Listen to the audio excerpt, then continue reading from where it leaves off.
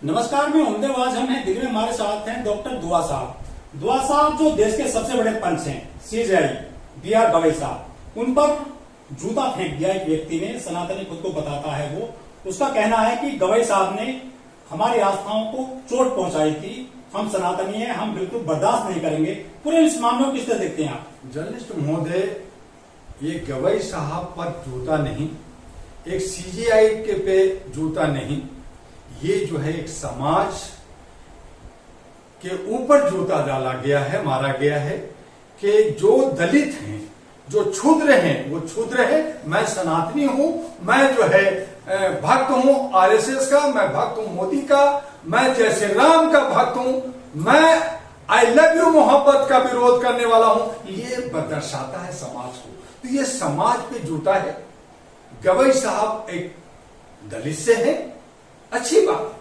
कल गवई साहब अगर दलित नहीं होते और तब भी जूता मारा जाता, तब भी न्याय का जो है मंदिर पे जूता मारा गया था और इसका जो है विरोध होता और इस पे एक्शन होता, आज एफआईआर होता। लेकिन गवई साहब ने एक बड़कपन दिखा के कहा कोई बात नहीं, मैं एफआईआर नोट नहीं कर, उन्हें छोड़ दो। ये बड़प्पन है सर, या फिर उन्होंने तो बड़प्पन दिखाई है। ये नजीर पेश कर दिया कि वो जूते मारो आप। हाँ, देखिए नजीर, इसको तो जेल जाना चाहिए था आरोपी को। गांधी ने कहा एक गाल पे हमें थप्पड़ मारो तो दूसरा गाल बढ़ा दो। तो वो गांधी के और हमारे जो है गौतम बुद्ध के भक्त हैं, उन्होंने अपनी बड़कपन दिखाई। लेकिन समाज इसको माफ नहीं कर सकता। आज ये इशू आपको छोटा दिख रहा है, ये भारत के अंदर बहुत बड़ा इशू बना है और विश्व के अंदर ये इशू जा रहा है। अब ये जो उन्होंने कहा कि मेरा भगवान का अपमान किया गया, मेरे सनातन को अपमान किया गया, इसलिए मैंने जूता फेंका, तो ये तो साफ हो गया ना। ये नहीं हुआ कि मानसिक मैं बीमार था या कोई केस से डिस्टर्ब था, इसलिए उन्होंने कोई फैसला हमारे खिलाफ नहीं दिया या कुछ और था, तो ये इस बात पे नहीं कहा। अब तो क्लियर उन्होंने सीधे कह दिया। नंदकिशोर ने जो 71 साल का सीनियर वकील जो 2011 से उस बार एसोसिएशन का मेंबर है, वो समझदार एक वकील है, उसने समझदारी से कहा कि मैं सनातन पर अटैक नहीं होने दूंगा, मैं गवई और दलित को प्रधान और मुख्य चीफ जस्टिस नहीं देखना चाहता। तो ये साबित कर दिया कि आप नफरत की पराकाष्ठा पे पहुंच गए। समाज को आप तोड़ने की और नफरत की राजनीति को आपने हवा दे दिया, जैसे हमारा योगी उत्तर प्रदेश में हवा दे रहा है। आप कह रहे हैं कि सब मुलाओं को अंदर कर दूंगा, पीला मशीन चला दूंगा, बुलडोजर चला दूंगा, और फिर आपके लोगों पर डेंटिंग पेंटिंग करा रहे हो और आपके दाहिने हाथ पर आपका गोली चलता है, आप इनकाउंटर कराते हो। तो ये जंगल राज अब उत्तर प्रदेश को ला दिया। आप कहते हैं गुंडाराज खत्म हो गया, तो आप पे ही गोली क्यों चल रहा है? आपको ही अगर वो आपका जो दाहिना हाथ का गोली से मर जाता तो क्या होता? पुलिस क्या एसएचओ पे गोली चली, कई लोग जो है हॉस्पिटल में हैं। तो ये जो दर्शाता है नफरत की पराकाष्ठा। और हमारा जहां पे इतनी हाई सिक्योरिटी, अगर सुप्रीम कोर्ट के अंदर एक जूता मारा जा सकता है, तो फिर हाई कोर्ट, लोअर कोर्ट और रोड जनता पे, जनता कहां सुरक्षित है? कहां है सुरक्षित? जहां तरह तरह के चोर, बदमाश, उचक्के, डाकू तरह तरह के कोर्ट में पहुंचते हैं, वो किसी पे भी अटैक कर सकते हैं। कई बार हमने जो है 30,000 में साकेत कोर्ट में गैंगवार को गोली चलाते देखा। तो जब ये सिक्योरिटी नहीं रहेगी तो फिर संविधान नहीं रहेगा, और जब संविधान ही नहीं है तो फिर लोकतंत्र नहीं है, तो तानाशाही है, बादशाही है, बादशाह साहब जो कहेंगे वो होगा। तो ये जो है गलत है और इसके लिए जो है समाज माफ नहीं करेगी। ये एक तरह का अलग लड़ाई इन्होंने शुरू कर दिया है। उस हालत में आज वकीलों ने, बार एसोसिएशन ने उसकी सदस्यता रद्द कर दी है कि पूरी भारत में वो जो है कहीं भी प्रैक्टिस नहीं कर सकता। लेकिन इतना से ही माफी नहीं मिलता। आज हमारे समाज को तोड़ा है, कल और भी बातें आएंगी, तो उसे जो है सजा मिलनी चाहिए, उसको जेल जानी चाहिए। लेकिन मोदी जी ने तो कहा था 2016 में कि मेरे दलित भाइयों को सूट मत करो, चाहे मुझे सूट कर दो। लेकिन 24 घंटे के अंदर उत्तर प्रदेश के रायबरेली में हरिओम वाल्मीकि की मर्डर कर दी गई, गले पर पैर रख करके, और उसके कुछ घंटे बाद ही जो सीजेआई है गवई साहब, उनको जो है जूता मार दिया गया। वह दूसरी बात है कि जूता उनको लगा नहीं। तो ये जो मोदी जी जो बोलते हैं, उनकी बातों में तर्क किस तरह देखते हैं आप? वो कहते हैं कि मैं दलित को सूट मत करो, मत मारो, और ज्यादा घटनाएं बढ़ रही है देश में ऐसे। जर्नलिस्ट महोदय, पहली बात तो ये है कि मोदी जी एक तेली समाज से हैं, गांधी जी भी तेली थे, ये भी समाज से तेली हैं। इन्होंने अपना परिवर्तन करके अपना डॉक्यूमेंट दिया, ये कर करके अब ये ओबीसी नहीं है, अब ये फॉरवर्ड हो गए हैं, अब ये आरएसएस का नमक खाए हुए हैं, तो उसी की भाषा में बात करते हैं। तो ये बोलते कुछ है, करते कुछ है। ये कहते हैं कि मैं सबका साथ और सबका विकास, लेकिन सबका साथ दोस्तों का विकास। तो इस तरह की जो आप कह रहे हैं कि इनकी जो है कथनी और करनी में काफी फर्क है। प्रधानमंत्री मोदी जी का मैं उनको दोष नहीं देता, क्योंकि हमारे ही जनप्रतिनिधि उनको जो है भेड़ बकरियों की तरह, गुलामी की तरह, जयचंद की तरह और जो है वो उनको साथ दे रहे हैं अनभक्ति की तरह। तो हम क्या करें, हमारे जनप्रतिनिधि गलत है, हमारी जनता जो है दिग्भ्रमित है, हम भी गुलाम है। और आपने कहा कि उत्तर प्रदेश में दलितों को गर्दन पर जो है पैर रख करके उसको मारा जाता है, पेशाब पिलाया जाता है और गला काट दिया जाता है। तो ये सब तो आम काम हो गया है कि दलित को पहले सनातन लाना चाहते ना। अब हमारे योगी उत्तर प्रदेश के कहते हैं मैं सनातन युग लाऊंगा। आज जो है सीजीआई पे जूता फेंका गया, मैं सनातन का अपमान नहीं करूंगा तो सनातन युग लाऊंगा। कहने का मतलब यह है कि सनातन युग में जो महिलाओं की स्तन काट दिया जाता था, उसके गर्दन में जो है झाड़ू लगा दिया जाता था, एक लोटा लटका दिया जाता था, गांव से बाहर रखा जाता था। और तो जब शादी होती थी तो एक हफ्ता ब्राह्मण अपने घर में रखेगा।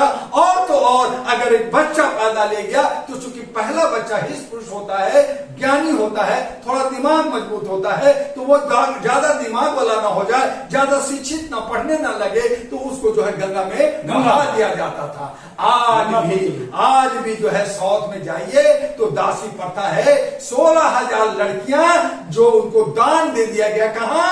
मंदिर के अंदर, उसका भोग होता है।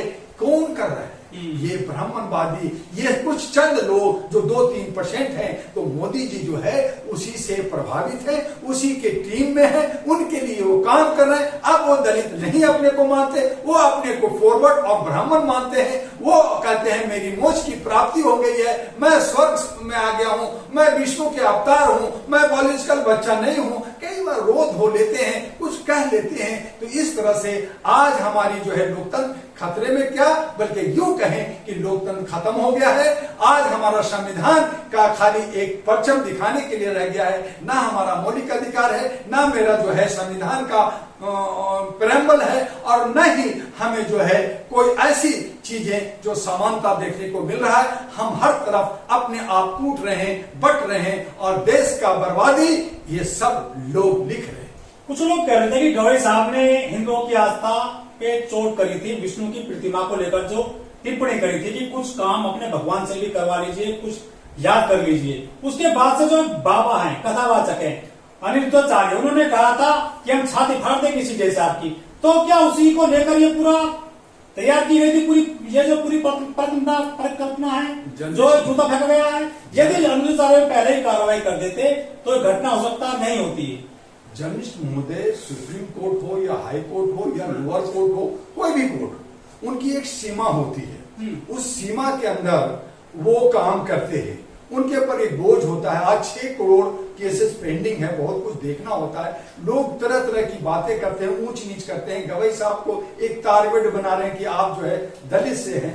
आप दलित से हैं, पढ़े लिखे हैं, तो आप जस्टिस नहीं बन सकते। आप 3% लोग रहेंगे। एक बात। दूसरी बात कि उन्होंने साधारण से कहा कि हर काम जो कानून से हो रहा, कानून से तो होने नहीं दे रहे। मैंने तो कहा कि बुलडोजर नहीं चलेगा, आपका वहां पे पीला मशीन नहीं चलेगा, लेकिन आप हमारी बात कहना कहां मान रहे हैं? आपने कोई कुछ कहा, आपने घर तोड़ दिया। आपने सुप्रीम कोर्ट से पूछा क्या? तब कहा कि भाई कुछ तो भगवान जी को, भगवान जी भी है, आप श्रद्धा है, भगवान को आपने जो है उनको प्राण प्रतिष्ठा किया है, उनको भी कुछ करने दीजिए। तो आप उसको बुरा मान ली। इसका मतलब यह है कि आज सिर्फ पंडा लोग काम करेगा, अब भगवान कुछ नहीं करेगा। तो भगवान से हमारी आस्था है, हमें वो शिक्षा देते हैं, हमें वो स्वास्थ्य देते हैं, हमें वो धन देते हैं, हमें वो ज्ञान देते हैं, सब भगवान देते हैं। हम तभी तो चढ़ावा चढ़ाते हैं, तभी तो हम खाना चढ़ाते हैं। तो उन्होंने क्या पूरा कुछ कह दिया? उन्होंने कहा कि कुछ भगवान पे भी छोड़ दीजिए, हम आस्थावान हैं, हमें प्यार से रहना है, तो आपको और आस्थावान होने के लिए कहा, लेकिन आपने मान लिया कि नहीं, आप मेरे भगवान को गाली दे दिया, आपने सनातन को गाली दे दिया। तो इसका मतलब ये है कि ये जो सनातनी जो था कथित सनातनी है, ये अपने को भगवान मानते हैं और भगवान को पैर की जूती समझते हैं।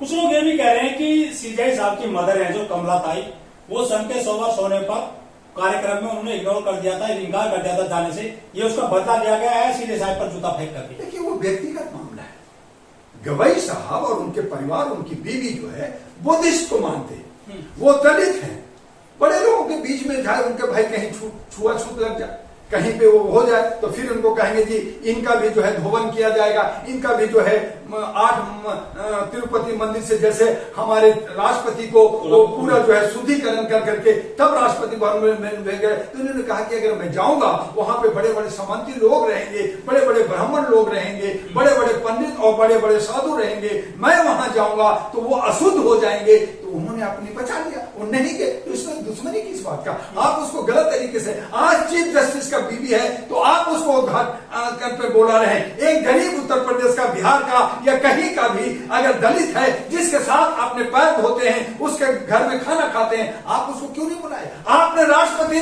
को, आपने पार्लियामेंट का जो उद्घाटन हुआ आपने पिछड़ा का किया, तो वो चूंकि आदिवासी थी, आपने उनको आपने क्यों नहीं इन्वाइट किया? आपने राम मंदिर में आपने नहीं जाने दिया, आपने जो है उड़ीसा में पूरी में आपने मंदिर में नहीं जाने दिया।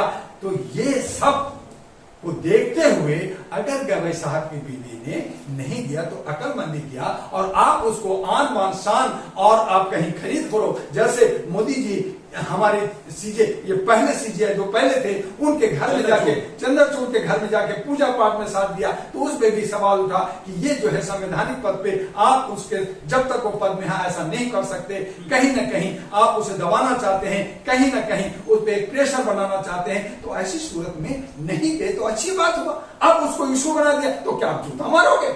आप जूता मारोगे? यही तो सवाल पूछ रहा है समाज कि आप समाज को जूता मारोगे? बात करो, केस करो, बहस करो, कुछ भी करो, लेकिन जूता मारा आपने, समाज को मारा है, जो बर्दाश्त काबिल तारीफ नहीं। शूद्र सीएम बन जाए, शूद्र डीएम बन जाए, तेजाब बन जाए, इंस्पेक्टर बन जाए, सीजाई बन जाए दलित, लेकिन वो इनको स्वीकार क्यों नहीं है? चाहे मोहन यादव हो, चाहे सीजे साहब हो, गवई साहब, इनको निशाने पर लिया हुआ है आजकल सनातनियों ने। देखिए ये गलत हमारे समाज की भी गलती है कि हम जब बड़े पद पे आ जाते हैं, जो दलित समाज का, ओबीसी समाज का या SC ST के समाज का जब ऊपर पद पे जाते हैं तो उनके साथ घुल मिल जाते हैं। उनको भी अपने समाज के लिए, अपने लिए काम करना चाहिए, जो नहीं करते। आज हमारे कुछ लोग पढ़े लिख के आगे जा रहे हैं, जो इनको गले के खफास बन गए हैं, कांटा बन गए, जो नहीं चाहते, ये चाहते हैं, ये बर्दाश्त नहीं करने, बर्दाश्त नहीं करते, ये चाहते कि जो 3-4% है वही रहे। आज भी लाखों में कोई एक, लाखों में एक कोई जुगनू चमकने लगता है। लेकिन आप देखिए कि सुप्रीम कोर्ट में कितने जजेज हैं, कितने वकील हैं। आज जो है जर्नलिस्ट में देखिए, आप मीडिया में देखिए, आप पार्लियामेंट में देखिए, आप हाई कोर्ट में देखिए, आप जो है IAS और की लॉबी में देखिए, वहां पे आपको लाख में, 2 लाख में 1, 2, 4, जो 90% है वो 2% और 4% दिखते हैं, और जो 2% है वो 90% दिखते हैं। तो ये आपको दिखता नहीं? तो यही क्रीम लेयर, यही बैक डोर से ये ले जाकर के भर्ती कर लेते हैं, रख लेते हैं। तो इसीलिए इनको नीचे जो है कि कैसे मेरे साथ, जैसे पहले सनातन में था कि मेरे खाट पे नहीं बैठेगा, आज भी आप बिहार और कई राज्यों में चले जाइए जहां पे सामंती लोग हैं, वो खाट पे बैठा है, तो गरीब और दलित जो है वो खड़ा रहेगा, दूर खड़ा रहेगा, जमीन में बैठेगा, उसको खाट पे नहीं बैठने दिया जाता। और यही परिपाटी ये लोगों ने कहा है कि ऊंचे पदों पर नीचे वाला नहीं बैठ सकता। लेकिन सीजाई साहब ने यहाँ पर गलती कर दी। कुछ लोग ऐसा कह रहे हैं कि सीजाई साहब एक्शन लेते और जो आरोपी है उसको जेल भिजवाते, वरना तो फिर एक परिपाटी शुरू हो जाएगी। कोई भी किसी पे जूता मारेगा जाके सुप्रीम कोर्ट में, हाई कोर्ट में। ये फिर से मौका दे दिया है, जो गांव में पिट रहा है दलित ओबीसी, वो अब सीजाई की तरह कोर्ट में पिटेगा, कुर्सी में पिटेगा। जर्नलिस्ट महोदय साहब अलग अलग एंगल, अगर उन्होंने FIR लॉन्च करके उसको जेल भेज देता, कहानी खत्म हो जाती। उन्होंने बहुत अच्छा किया कि उसे माफ किया और कहा है कि देखो समाज वाले, तुम्हारे साथ क्या होने वाला है और क्या हो रहा है। क्या अगर उनको एफआईआर करके जेल भेज देते तो क्या दोबारा नहीं होता? क्या उत्तर प्रदेश में नहीं हो रहा? क्या झारखंड में नहीं हो रहा? रास्ता खुल गया है, रास्ता खोलते उन लोगों ने। जब उनका पहले से खुला हुआ है, उनकी मनोबल पहले से बढ़ा हुआ है, वो तो यही चाहते हैं। गवई साहब ने कहा, गवई साहब ने मैसेज दिया समाज को कि देखो अब जागो, जब हमें नहीं छोड़ा जा रहा तुम्हारी क्या औकात होगी, अब तो जागो, अब तो जुड़ो। उन्होंने बहुत अच्छा मैसेज दिया है और अच्छा किया है कि उन्होंने माफ किया है, और माफी करने से हमारे जो समाज के लोगों को एक मौका दिया है कि तुम सब लामबद्ध हो जाओ, जुड़ जाओ, और अगर नहीं जुड़ोगे तो आज मेरे साथ हुआ है, कल तेरे साथ होगा, परसों किसी और के साथ होगा। तो ये अच्छा किया है, मैं उनके डिसीजन का स्वागत करता हूं।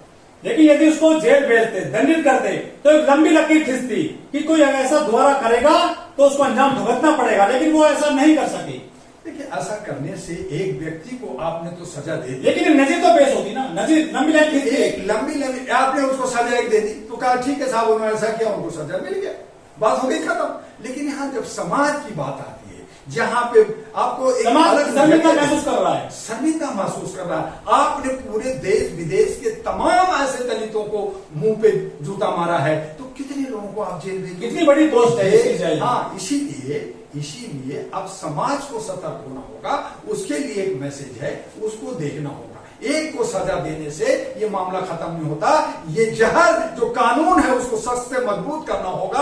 हमारा जो लोकतंत्र है, हमारा जो प्रधानमंत्री है, हमारा जो गृह मंत्री है, उसको चुस्त दुरुस्त होना होगा। उसको जो है ये जो ऊंच नीच का भेदभाव है उसको खत्म करके समानता का जो संविधान का आर्टिकल 14 है उसको लागू करना होगा। जो हमारे बोलने की अभिव्यक्ति, आजादी की अभिव्यक्ति 1921 है, उसको लागू करना होगा। जहां तक धर्म की बात है, वो धर्म घर में है, मंदिर में है, मस्जिद में है, न कि कोर्ट में और न कि सड़कों पे होना चाहिए। ठीक है, थैंक यू।